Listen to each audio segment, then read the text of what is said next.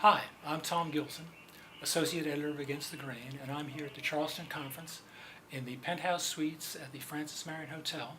And I'm here with Katina Strauch, the founder of the conference, Jack Montgomery, the head of collection development at Western Kentucky University, and we're here to talk to Alison Mudditt, the director of the University of California Press.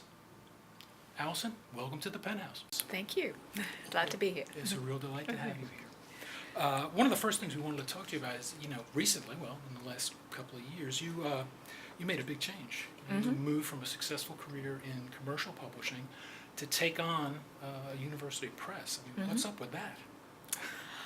Well, I think, I'm one of those many people who ended up in publishing almost by accident. I was, after college, finished a master's, trying to decide whether to go back to do a PhD, and somewhat accidentally fell into a job at Blackwell in Oxford. And I think that, one thing that I've always really enjoyed about the publishing world is still having one foot in academia and then one foot also in the world of sort of business in many ways. But my passion and the reason I've stayed in scholarly publishing throughout my career, I think my real passion is about the translational role that publishers play, and scholarly publishers in particular, in really sort of taking the work of the academy, adding impact, and really seeing that play a role in shaping policy and making a difference in the world.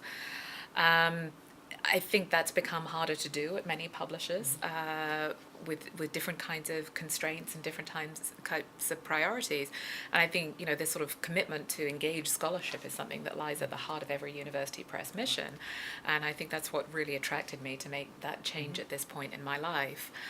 I also think that university presses are very much at a crossroads at this point in terms of how they move forward after a century or more of major contributions to scholarship across a whole range of fields.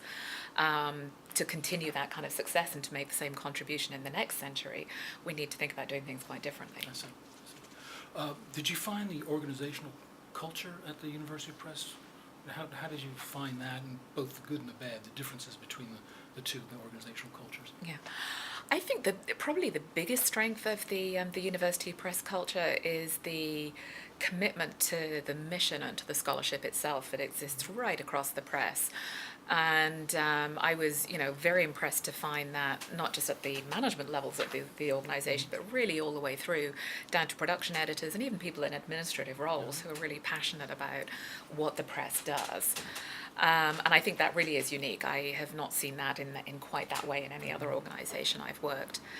I think some of the challenges that we faced at University of California Press, and I'm sure the same is true at other university presses, is that like the academic system overall, the university press world has maybe been a little conservative, a little less adept at hopping on the change bandwagon. And so we've been through a tremendous period of change over the last 18 months or so since I joined the press. And I think that's something that's been pretty difficult for people, is the scale and pace of change that I think is now demanded of us to really continue to fill our mission in a meaningful way in the digital age. When you say change, what type of change do you mean? Well, we've really been looking at a whole range of issues. From we started with rethinking our mission, and so at its heart, the mission of a university press is always around the dissemination of scholarship, and that's really what our mission looked like 18 months ago. We spent a lot of time thinking about this internally, talking to different stakeholders, authors, faculty within the UC system, librarians, thought leaders in publishing, to really try and crystallize a strategy and a mission that was really distinctive for UC Press. It still centers around scholarship and the importance of scholarship, but we've tried to think about our role within the UC system. So what does it mean that we're part of this great public research university? And what does that relationship mean to us? What should it mean to the university? And I think we've settled on that. And thinking about that as the role of the press is really as a partner in the university's tripartite mission in research, education, and public service. So increasingly we're thinking about our strategy through that lens, and that's allowed us to sort of rethink and reshape some of what we've been doing. So, for example, we had like a number of university presses, we'd started doing a lot more trade publishing over the last decade as a way of sort of offsetting the losses that we make on some of our scholarly titles. But I think in doing that, we'd strayed a little off mission. We were doing a lot of very general audience trade books, and we were ending up competing with New York publishers for them. And I think it was a little off mission. So we're now rethinking our trade program as really being the way in which we fulfill the university's public service mission. And so we are aiming to reach a greater audience with that program, but it's a program that's now much more firmly rooted and grounded in our core academic fields. I see. So how did the selling of the trade titles for the university presses, how did that do? Did that meet your expectations, or? I think it really varies across different types of books. I mean, obviously the biggest success for UC Press over the last year or so, and in fact in our entire history, has been the autobiography of Mark Twain. There aren't many university press books that sell over 500,000 copies. Right. But It's got to be a record. it was kind of nice to take over as director of the press with a New York Times bestseller. But there are other books where I think they've been a little beyond our traditional audiences, aimed at more of a general audience, that have been harder. And in the cases where those are co-publication, where we buy in inventory from a foreign publisher, it means we're committed to whatever we've purchased. So there's a higher level of risk. If the book sells well, then the return can be much higher, but there's also a significantly higher level of risk with those titles too. So I think certainly as far as UC Press is concerned, the success of those overall has been pretty mixed. I noticed in your ATG article last February, you mentioned trying to reach out to new audiences. What new audiences are you trying to attract? One has actually been a much stronger focus on our library partners. Interestingly, I think on the book side of the press, because the trade program had taken a lot of time and attention, I think we'd neglected our library customers a little bit, and we were actually spent very little time focused on the library audience on the book side of the house. That obviously was not true on the journal side, but we've been really trying to think more about how we reach a sort of integrated solution for library partners. So we unified library marketing in a single group, for example, so that we were not just sort of marketing books or marketing journals, but really thinking more about content and how we sort of really reach the needs of different customers. We've also sort of thought about our role in supporting the education mission of the university and how we might do that in the longer term. Like most university presses, we have a lot of books that get used in courses, but we've also been thinking more explicitly about what we can and should be doing to support the UC in those areas too. I understand. What sort of public relations activities do y'all do to sort of bring your attention to your materials? We, particularly for our trade titles, we have our own in-house publicity team that complements what we're already doing on the marketing and sales side. Increasingly, they are working off social media, at least as much as they are off the traditional media. But it's been interesting to see in some of our recent campaigns, and the Mark Twain autobiography was a very good example of this, of how we're very much seeing social media and traditional media play off each other. And so we had great examples there where something would be picked up on a blog, and then that got reported in the New York Times, and it switched back to another blog. And so they really seem to be sort of feeding off each other to create great attention to some of our titles.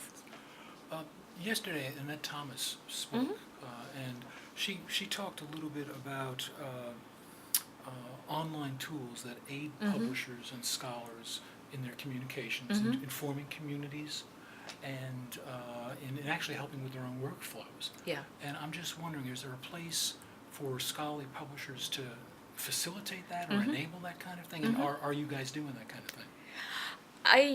It's interesting you asked that. It was actually one of the key points I was making in the talk I gave this morning, was that I think that's really where the distinctive opportunity lies for university presses in many ways.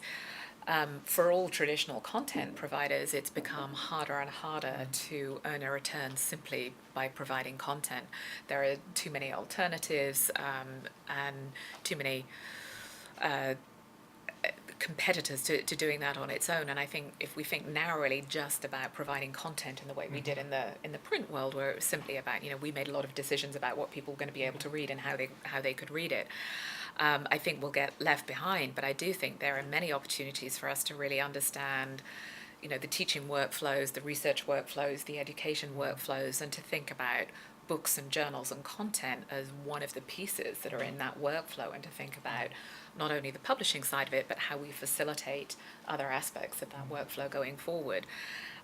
I think one of the distinctive capabilities of university presses is that we sit within those institutions. We have a seat at the table in some of the most important research institutions in the world, and that gives us an opportunity to really understand that in a very unique way, along with our partners in the libraries and the faculty and the administration. I was going to ask you what role you saw in this area for libraries, because we, as you say, we're on the same campuses generally, and we are working with the same faculty. And what do you see role for library in assisting in this effort, or? Absolutely, and at the University of California Press, we have very close relationships with our libraries, both on the campuses and in particular with the California Digital Library. And over the last 6 months or so, we've really sort of been starting some strategic planning and brainstorming sessions with my senior management team and the senior management team from CDL, really thinking about some of the key initiatives that are coming up on the campuses. For example, as you may know, the UC is currently working on open access mandates across the campuses. It's been passed at UCSF. The other campuses are all working on this, and so we're thinking about how the press can support the faculty in this, and CDL is already actively engaged in supporting the UCSF mandate. But there are clearly challenges for the library doing that on their own, so we're really thinking about how we work together to support the priorities of the university and the faculty in that initiative. One thing we've heard quite a bit about is, of course, self-publishing in the academic market. Do you see this as a threat to university presses, or what role do you think you could play as a university press in dealing with faculty? I noticed you also mentioned you wanted to nurture authors, but academics who want to publish in this manner. That's a loaded question. Yes, yeah, no. Well, I think there is a role for self-publishing within the scholarly community, as well as where we've seen it primarily to date in among trade writers. On the other hand, I think at the moment the move towards that is relatively slow within the academic community, and partly because publishing in the academic world is still primarily about credentialing, and whether it's a journal brand or a university press imprint, that is one of the primary reasons why faculty publish. The other thing, we certainly find this with our authors and our book authors in particular, is many of our authors are publishing not just to be published, but because they want to be read. Right. And one of the greatest values I think that university presses still provide is, particularly from our editorial staff, is really helping authors to nurture those ideas and help them understand how to communicate them more effectively to their intended audiences. So a lot of the greatest appreciation we get from our authors for the press is really for their relationship with their editors and the detailed editing, line by line in many cases, that they get in helping to sort of shape the overall project and then the ideas themselves. On the other hand, I think as we move forward and promotion and tenure systems evolve with publishing and with the way in which faculty want to write, there will be all sorts of different other kinds of content that evolve alongside that, interact with that sort of credential content in different ways. So I certainly see an ecosystem evolving where there's a more formal system of publication that moves in and out of a less formal system of publication, and that perhaps university presses have a role in sort of facilitating some of that, perhaps in partnership with the libraries in terms of where it's sort of hosted and found, but that there's an integrated conversation that goes back and forth between the sort of formal and less formal forms of publication as we move forward. How are you defining the less formal? Are you talking about open access and self-publishing? In some cases open access, in some cases sort of self-publishing, blogs. We're also looking at different forms of content, whether it's what you might call a long journal article or a short book, but different forms that people are interested in sharing ideas in. And I think as we move away from being confined by forms that made sense in print to digital, it opens up a lot more opportunities, including a lot more with multimedia. Well, that actually was one of our other questions regarding format, and that this whole idea the container doesn't matter much anymore. Yeah. How do you feel about that, and are you developing strategies to deal with this sense that the formats don't really matter much anymore and they can be diverse? Yes. I think, my own view is we will still have books around for a long time, whether they're print or whether they're in digital format. I think, increasingly they're in digital format. But the book as an artifact plays a key role in our culture, I think, certainly in terms of fiction and narratives and storytelling. That's a big part of our culture as a human race. On the other hand, I think from the sort of workhorse point of view, digital is making a lot more sense for many people at this point in time. One of the things we're excited about within the university press community are the new online initiatives for books and for monographs in particular, whether it's through JSTOR or the Project Muse initiative or UP's initiative. Our hope is that this is a way of opening up monograph content to new users in the way that back files have for journals over the last decade or more. So I think that kind of content will continue to exist. At the same time, one of the things we've done at University of California Press is to bring what were two very separate divisions in books and journals together under a single management structure. And part of that is really thinking forward. Part of it was for operational efficiency, but a big part of it was looking forward to how we continue to meet the needs of our audiences in a digital era where the format of content matters less. And, our expertise in our disciplines is really with our book editors. And so we wanted to be able to take advantage of that as we're thinking about other formats and really sort of bring people together in a joint group of people who've traditionally worked in books and journals and now bringing into that new people with much more digital experience to think about It's going really forward. interesting that the format, the changes of format have actually impacted the way you're structuring your organization. Yes. That's an Yes. interesting Yes. perspective that I Yes. hadn't quite understood until and the implications are really quite interesting. as to Yeah, how that would yeah. work out. One Yeah. thing that's really surprised me during this whole conference is that I don't think anybody's used the word preservation. Have I missed that? When we had an earlier interview, we asked Peter Binfield about that, about For I mean, PJ. about preservation, archives in this new digital world. Yes. Yeah, And, and is that part of your mission? Do you see that as part of your mission? I think we see that as a big part of our mission in partnership with libraries, because there are many ways in which libraries are far more effective and skilled as in the world of preservation than we are. But it certainly comes up as we look at new forms of publishing. So, for example, with enhanced ebooks or with books that have supplemental materials online, it's one thing to archive the book itself, but then if we make additional supplemental files available through our website, how are they archived? There are a number of problems around the sort of emerging multimedia models where I don't think those have yet been resolved satisfactorily. So I think that's a challenge for all of us. And the whole preprint of putting the research from the book where a scholar would want. Yes. But interesting challenge. Do you see a future for the print book? Do you see it in the traditional mode or in an on-demand kind of atmosphere? I certainly see a future for print books. In some ways, I almost see them as evolving into something of a luxury item going forward. I can't remember who it was, but somebody used the analogy of horses in the US when they were talking about print. And if you go back to the beginning of the 19th century, horses were the main form of transportation. It went through a decline as cars emerged. But at this point in time, there are more horses in the US than there ever have been. But they're a luxury item that fulfills a different purpose to the sort of workhorse version that's become the automobile. And I think perhaps the same happens to print books. That might have been Doug Armato. He might have mentioned that. Could have been. And I also think that future generations are not going to have that same attachment to the print book that those of us who grew up with it do. Oh, absolutely. So that will also. Now, this morning you participated in a panel, and I want to read this because I want to make sure I have the title of it all right. Assessing the past and envisioning the future.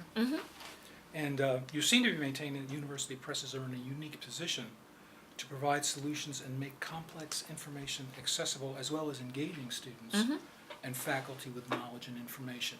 Could you elaborate a little bit more on that? Yeah, I'm happy to. This was a panel for the AAUP's 75th anniversary, and as Doug put it, my role was to be the ghost of University Press's future while he talked about the past.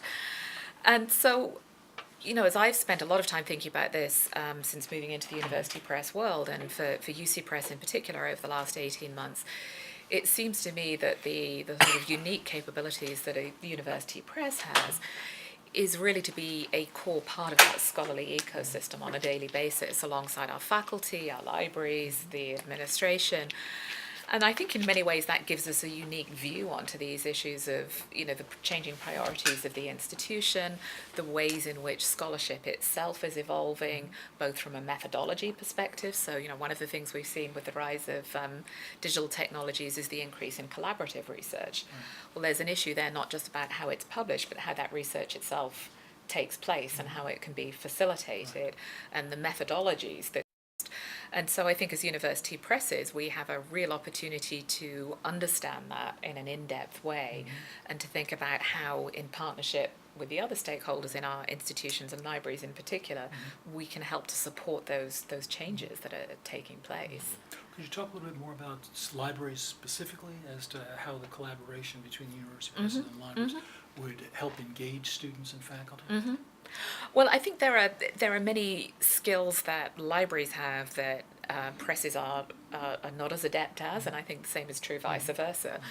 So, using UC Press and CDL as an example, the preservation initiatives within the library, the e-scholarship platform that CDL has built to serve the needs of the faculty at the university, are all really strong. And technology is not our greatest skill as a publisher. We're a relatively small press.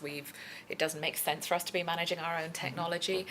But as we've talked about the evolution of e-scholarship in the UC, one of the challenges for the library is around how to make it discoverable, how to market it, how to make sure that people know the content's there. Well, that's one of our core skills as a publisher. So I think there are ways in which we can bring complementary skill sets together to really sort of meet the needs of our institutions. Have you begun, do you have an active program to do that now, or is that in the planning stages? It's in the planning stages as we're really thinking about how to move forward. Okay. Jack, do you have any other questions for Alison? I guess I'm interested in that, in how you're planning to market. Are you going to approach it from, say, marketing chapters, or For e-scholarship? for or in e-scholarship? general? Yes. I know that's one aspect that people are doing. I just sort of trying to suss out where University of California Press is going. Yeah.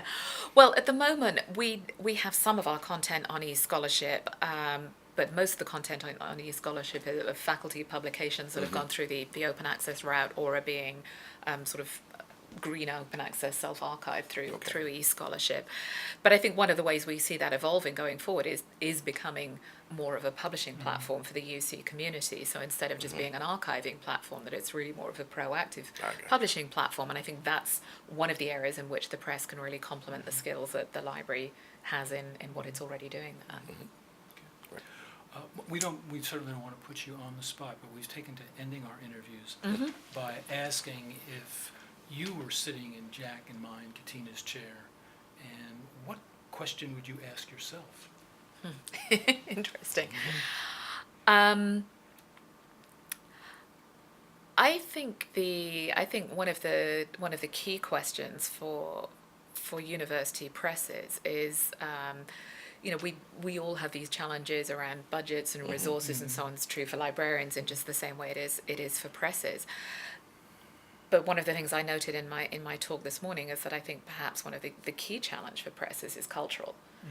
And whether, having grown up with a very particular form of publishing centered around the monograph and largely centered around the humanities, whether we are equipped to make the transition quickly enough. And one of the other points I made this morning is I think we're really just entering a period of much more intense disruptive innovation that's being driven by new players like Pete Binfield's Piaget or Rubric, or some of these other new funding, other new innovations that are coming out of Silicon Valley.